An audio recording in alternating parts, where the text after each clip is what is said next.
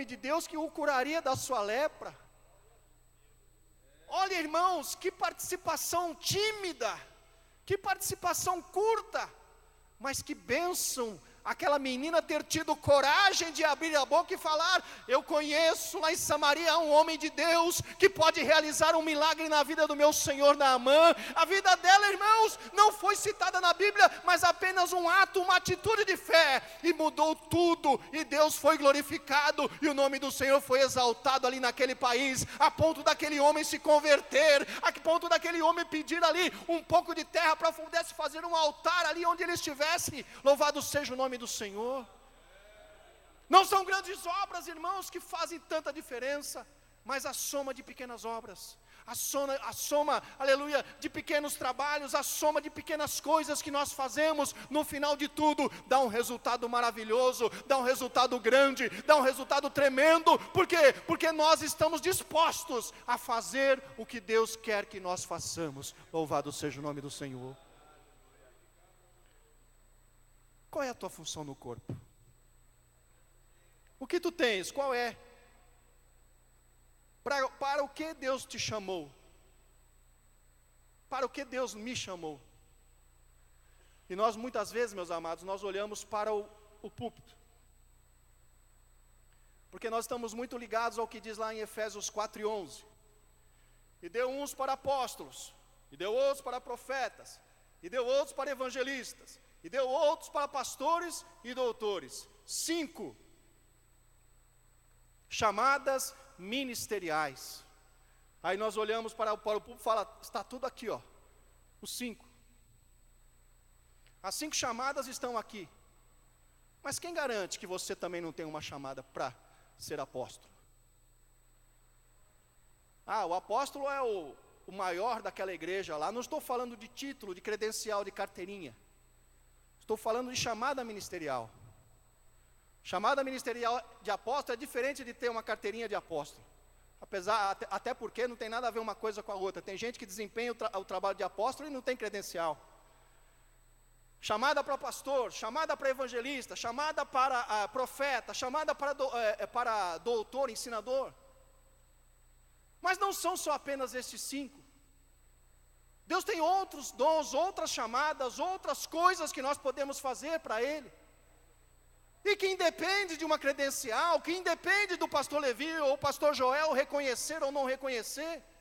Até porque as maiores obras nós fazemos no culto. Você lembra lá quando Jesus falou: olha, quando você for orar, entra no teu quarto. Quando você for jejuar, olha, dá uma dissimulada. Quando você for ofertar, olha, não deixa ninguém saber. O que é isso, irmãos? Isso significa que o que é feito em oculto muitas vezes tem mais valor do que é, aleluia, feito para todo mundo olhar, para todo mundo ver. Esse é santo, esse é generoso, esse é... Não pare com isso.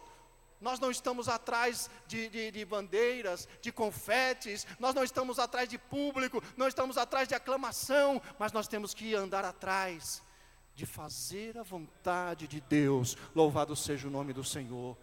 E nós precisamos nos conscientizar disso o mais rápido possível. De qual é a nossa função na igreja, no corpo de Cristo. E não se iluda, você precisa se dedicar, nós precisamos nos dedicar para conseguirmos trabalhar bem para o Senhor. Vocês se lembram do apóstolo Paulo? O apóstolo Paulo era aquele homem que cresceu fariseu, foi criado aos pés de Gamaliel, foi perseguidor da igreja.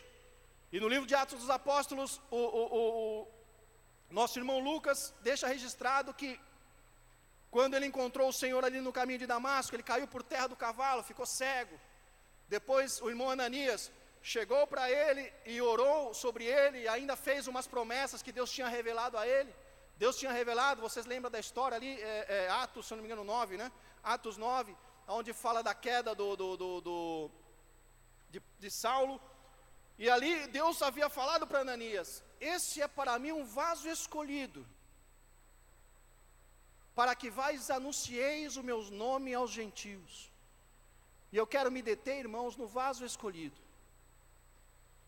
Mas o vaso não é porque é Paulo. O vaso não é porque foi o maior evangelista. O vaso não foi porque foi o maior, vamos dizer assim, biblicamente falando, o maior intelecto que escreveu na Bíblia. Não é por causa disso. Eu quero dizer vaso, eu quero frisar o vaso, porque vaso é aquilo que é de barro e não tem valor algum. Eu quero frisar vaso, porque vaso não tem valor se não tiver algo precioso dentro dele, porque barro não tem valor algum. E Paulo foi chamado para fazer aquela obra. Só que você e eu também somos vasos, e somos chamados para uma outra obra. Pode ser que não tenha a mesma magnitude de Paulo, pode ser que não tenha a mesma abrangência de Paulo, pode ser que não tenha a mesma fama de Paulo, pode ser que não tenha o mesmo alvoroço de Paulo, mas tu é vaso, e como vaso tu também tem uma chamada. Louvado seja o nome do Senhor.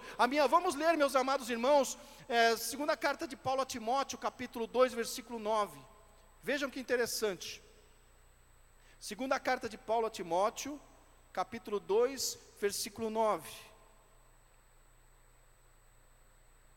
A minha versão bíblica diz assim: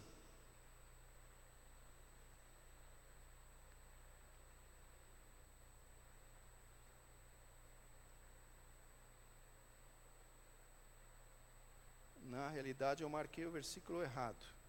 É 1 e 9. 2 Timóteo 1 e 9.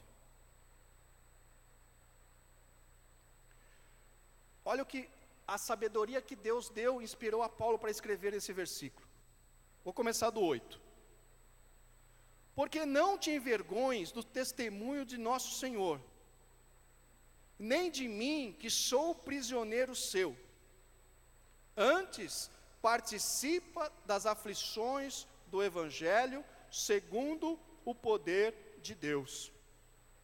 Olha o versículo 9. Que nos salvou e nos chamou com uma santa vocação,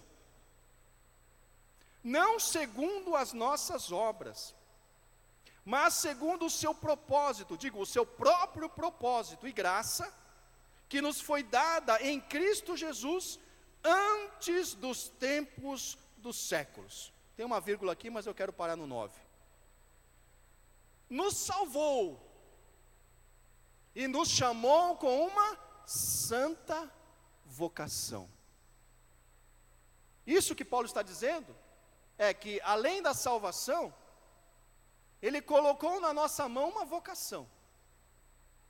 E aqui não é porque Paulo está escrevendo para Timóteo. Ó Timóteo, Deus nos salvou a você e a mim, Paulo e Timóteo, e colocou na nossa mão uma santa vocação. Na mão de Paulo de ser apóstolo, na mão de Timóteo de ser evangelista. Não. Isso, irmãos, é para todos nós. A salvação e a chamada e a colocação dos dons na nossa mão, da vocação, é para todos nós, para cada um de nós. Cada um tem algo para fazer, cada um de nós tem uma vocação para desempenhar, cada um de nós tem um talento para poder trabalhar na casa de Deus. Vocês se lembram da parábola dos 10 talentos? Mateus 25, se eu não me engano. Abra sua Bíblia, por favor, vamos folhear a Bíblia. Mateus 25.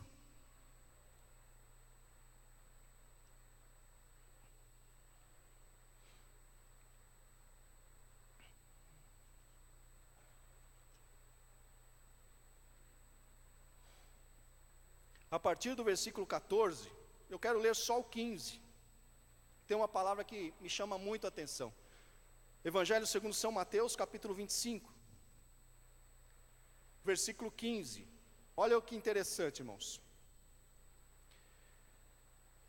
Vamos ler o 14 também. Porque isso é também como um homem que, partindo para fora da terra, chamou os seus servos e entregou-lhes os seus bens. E a um deu 5 talentos, e a outro 2, e a outro 1. Olha o que o Senhor diz aqui: a cada um segundo a sua capacidade, e ausentou-se logo para longe. Qual foi o mínimo, irmãos? Ficou alguém sem algum? Não. O mínimo que recebeu foi 1. segundo a sua capacidade. Se aqui, em outros lugares, faz referência de que no mínimo um, e se Paulo falou que Deus nos salvou e nos chamou com santa vocação ali na sua carta a Timóteo, significa que você e eu temos no mínimo um talento. Um. No mínimo um. E qual é a expectativa do Senhor em relação a esse talento? Em relação a essa mina? Em outra parábola, fala mina, né? Parábola das minas. Mas vamos falar do talento, que o talento, que era uma unidade de peso naquele tempo, hoje para nós talento, o que é? Também capacidade de fazer alguma coisa. Eu tenho talento para cantar, eu tenho talento para pregar, eu tenho talento para ensinar, eu tenho talento para evangelizar, eu tenho talento para cuidar, eu tenho talento com criança. Então vamos usar o talento aqui da língua portuguesa, que lá era medida de peso, e aqui é capacidade. O que Deus espera, irmãos, que nós façamos com o nosso talento? No mínimo um. Trabalhemos com ele. O que você está fazendo com o teu talento? O que eu estou fazendo com o meu talento? Tenho que reconhecer, eu, Luiz, que muitas vezes as coisas, as pressões lá de fora, nos fazem encostar o talento em algum lugar. Ó, talento, fica aqui um pouquinho, que eu preciso trabalhar. Fica aqui um pouquinho, que eu preciso ganhar dinheiro. Fica aqui um pouquinho, que eu preciso estudar. Fica aqui um pouquinho, que eu preciso fazer tal coisa. Fica aqui um pouquinho, que eu preciso não sei o quê. Fica aqui um pouquinho. Mas, irmãos, chega um momento que esse pouquinho que nós deixamos o talento de lado, nós temos que retomar e trabalhar com ele. Nós temos que retomar o talento e continuar fazendo a obra, continuar, aleluia, desempenhando aquilo que Deus nos colocou nas mãos para fazer. E mais do que qualquer um de vocês, eu mesmo sei que isso é muito difícil, porque as pressões estão aí, temos que levar comida para casa, nós que somos homens, aleluia, temos que levar comida para casa, tem que ter roupa, tem que ter calçado, tem que ter condição. Então muitas vezes você tem o talento, nós temos o talento, mas a pressão de ganhar o dinheiro, de levar comida para casa é muito forte, que às vezes a gente deixa o talentinho de lado ali e vai correr atrás do que perece. Mas nós não podemos esquecer que há uma expectativa de Deus sobre os nossos ombros, de que o talento não fique enterrado, mas que ele frutifique, mas que ele frutifique e que ele seja usado para abençoar outras pessoas. Tu tens desenterrado o talento, assim como eu, em algum momento. Volta lá para desenterrar, tira de lá, passa a mão e começa a usar para a glória do nome do Senhor nosso Deus. Louvado seja o nome do Senhor. Irmãos, isso é uma palavra tão tremenda que eu me arrisco. Na realidade, isso é uma coisa muito difícil de pregar.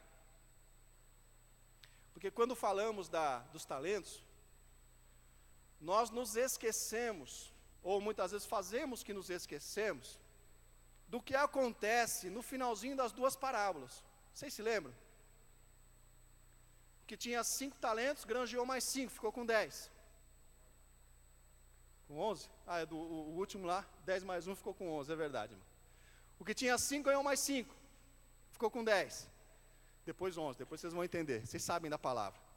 O que tinha 2 ganhou mais 2, ficou com 4. O que tinha 1 enterrou. E quando o Senhor voltou para prestar contas, está aqui, Senhor teu. Sabias que tu és homem duro, que colhe onde não semeaste, enfim, fez todo aquele discurso todo lá e tal. E o Senhor falou, mas se tu sabias que eu era tudo isso aí, por que tu não colocasse o meu dinheiro no banco para quando eu viesse, pelo menos com juros eu tivesse?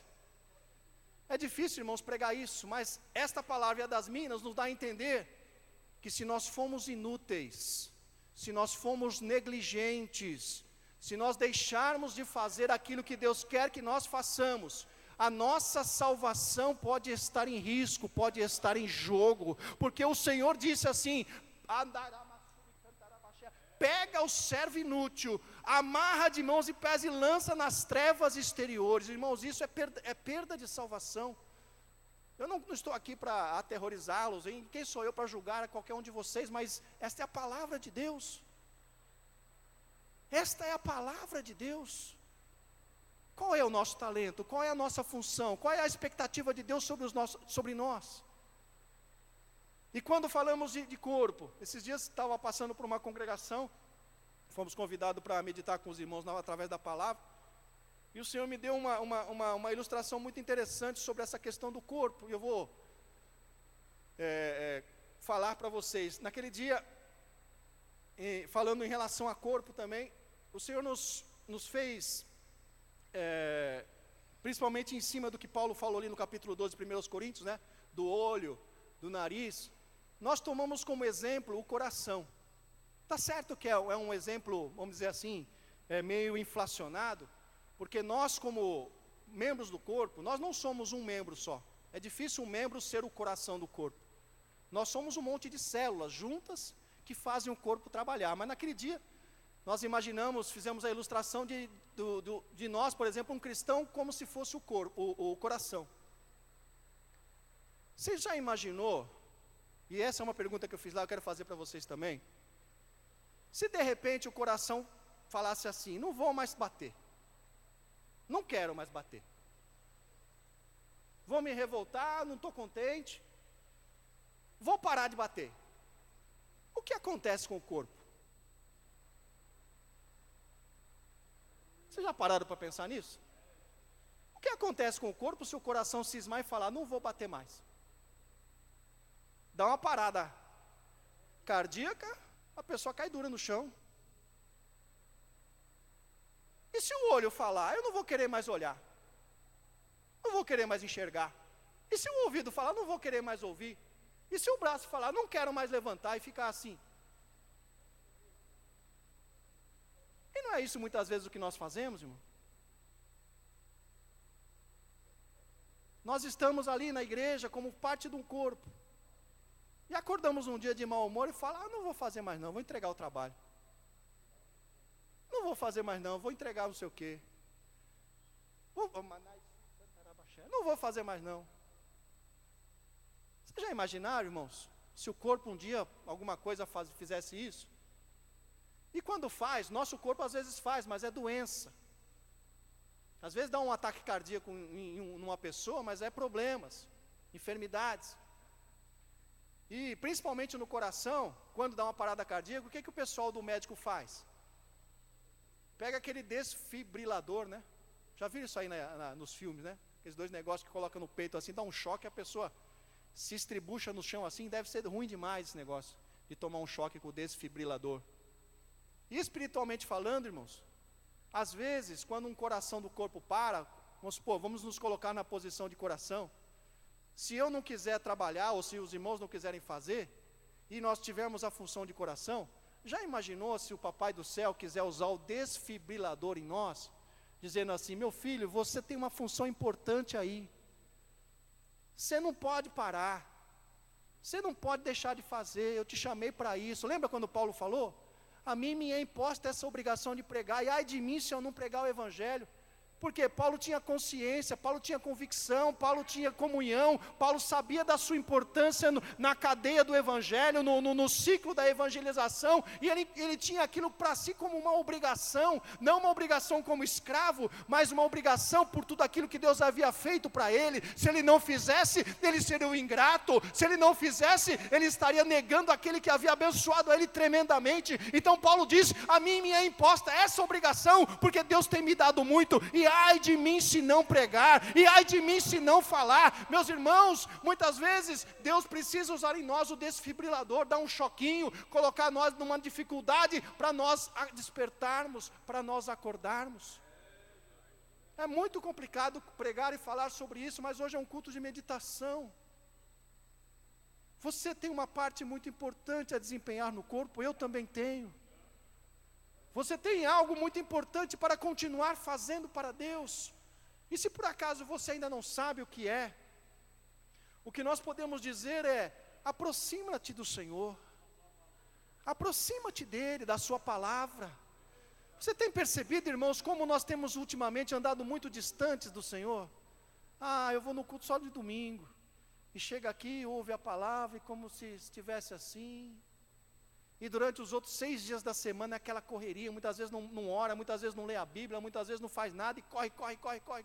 E chega no domingo, não tem disposição para quase nada. Você tem percebido que a vida de muitos de nós tem ficado assim? Aí nós acabamos perdendo o olhar do céu. Nós acabamos perdendo o olhar do que Deus espera de nós. Nós acabamos perdendo o senso de responsabilidade perante o Senhor, de fazer algo para Ele. Perceba, irmão, se nós não estamos assim. Perceba se a maioria de nós não está assim, aquela vida assim um pouco afastada. Mas Deus espera que nós retornemos. Qual é a nossa função no corpo? Você tem uma função muito importante, você tem, aleluia, uma expectativa de Deus sobre a sua vida, eu tenho sobre a minha, muito importante no reino de Deus. O corpo não pode parar, o corpo não pode estacionar, o corpo não pode, irmãos, a igreja como um corpo espiritual, não pode ficar esperando até um dia que eu queira fazer a obra. Eu preciso, você precisa, nós precisamos nos levantar e fazer a obra. Louvado seja o nome do Senhor. O interessante é que um exemplo que um pastor amigo meu dava, que eu achava muito interessante, quando os irmãos, os levitas, iam fazer o transporte do tabernáculo no deserto. Não sei se vocês conhecem, se vocês são leitores da Bíblia, vocês sabem dessa história. Os israelitas andaram 40 anos no deserto.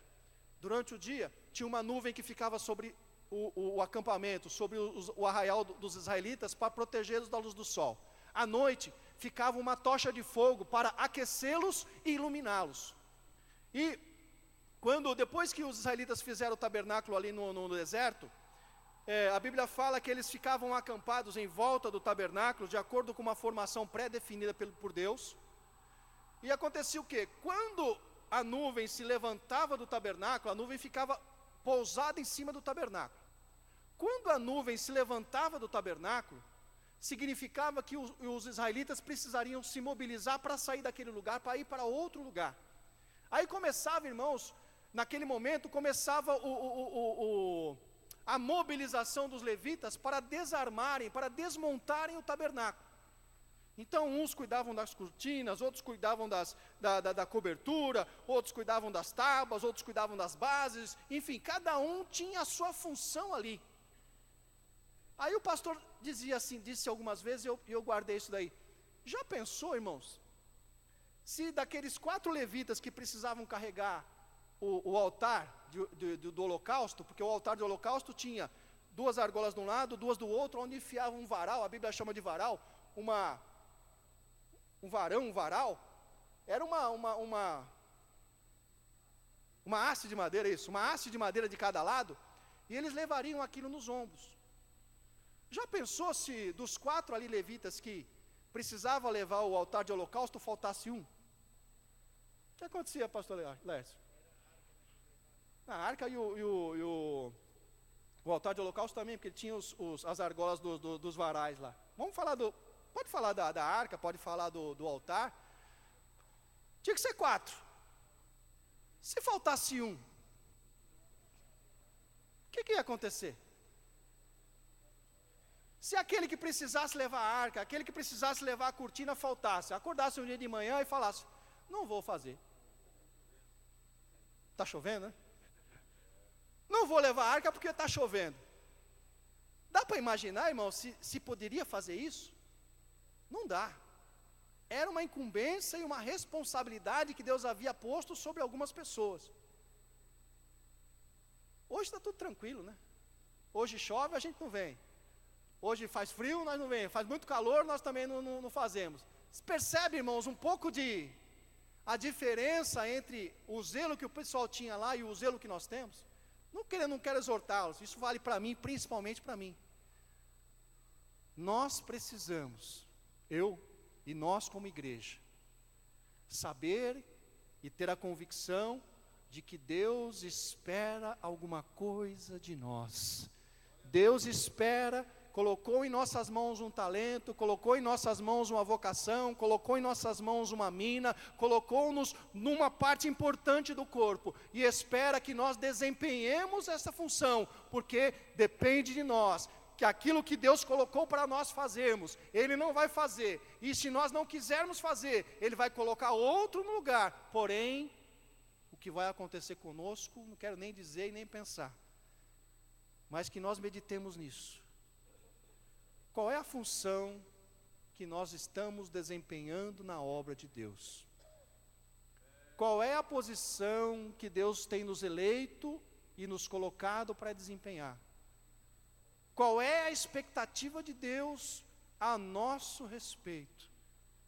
Qual é a nossa posição no corpo? Nós estamos fazendo ou estamos deixando de fazer? Alguns dizem, irmãos, eu estou servindo ao Senhor. Só que na realidade, servir ao Senhor nada mais é do que isso. Buscar fazer aquilo que Deus quer que nós façamos. Independente se alguém está olhando ou não. Independente se alguém vai bater no nosso ombro e dizer bom serviço ou não. Independente de ser escondido ou ser lá onde ninguém está vendo. Independente. A tarefa foi dada. A chamada foi feita. A chamada foi feita. A tarefa foi dada. O nome foi escrito. Nós fomos posicionados. E o que se espera de nós? Façamos a vontade de Deus. E aí, para finalizar, quando nós tivermos feito tudo aquilo que Deus mandou, o Senhor ainda vai bater nas costas.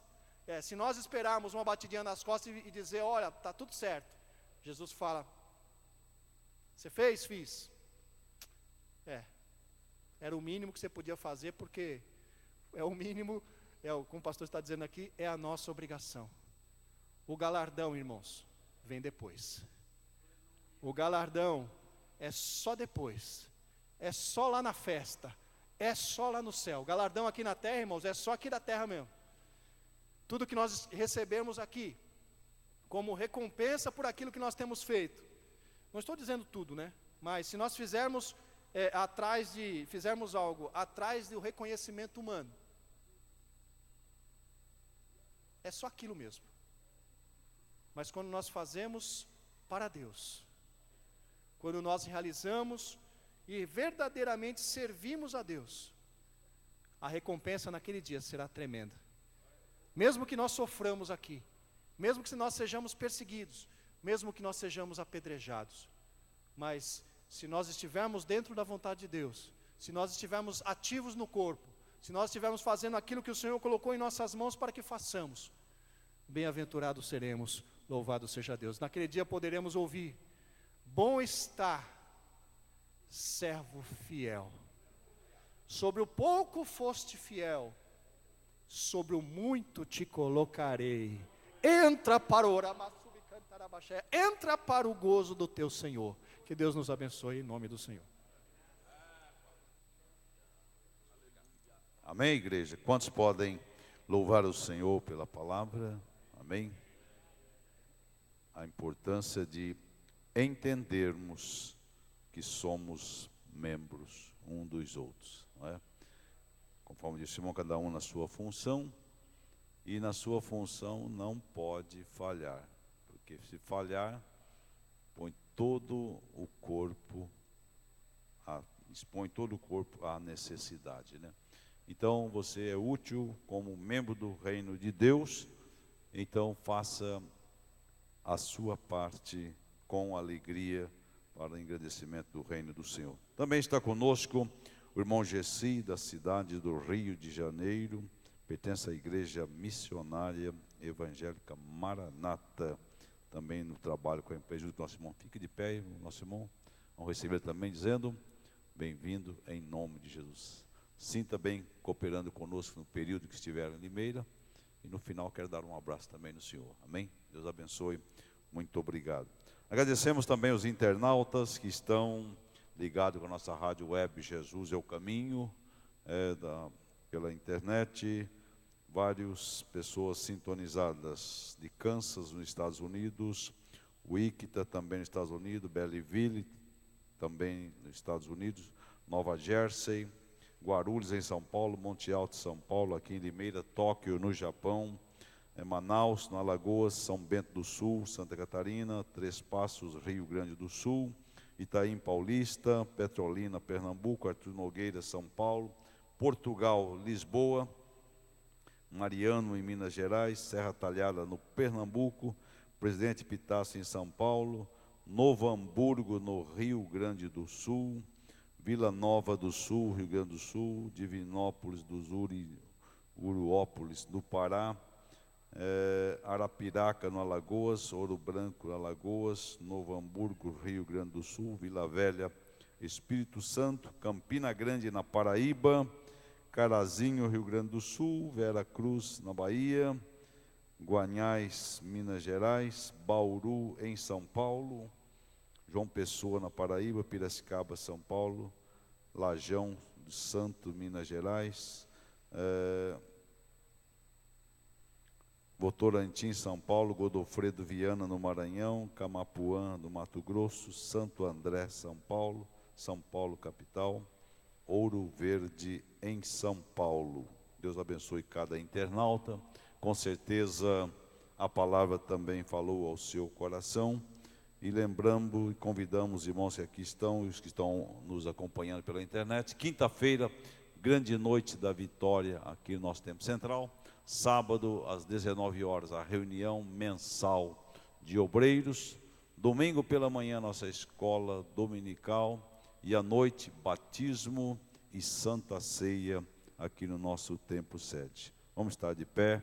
Convido o pastor Joel a orar por nós e nos ministrando a bênção. E agradecemos a presença de todos em o nome de Jesus.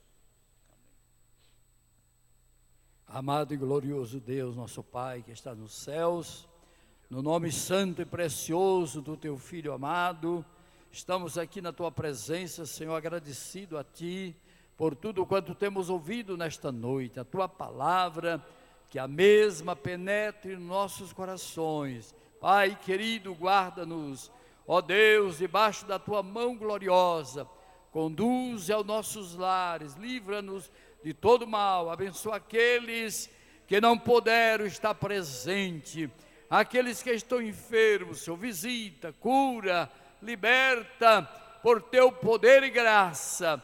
É o que te pedimos, ó Pai, no nome eterno do Teu Filho, o qual vive para sempre. A graça do Senhor Jesus Cristo, o grande amor de Deus nosso Pai, a comunhão e a consolação do Espírito Santo reine sobre cada vida, e todo o povo de Deus digam amém. Deus abençoe a todos em nome de Jesus. Volte quinta-feira e traga mais um.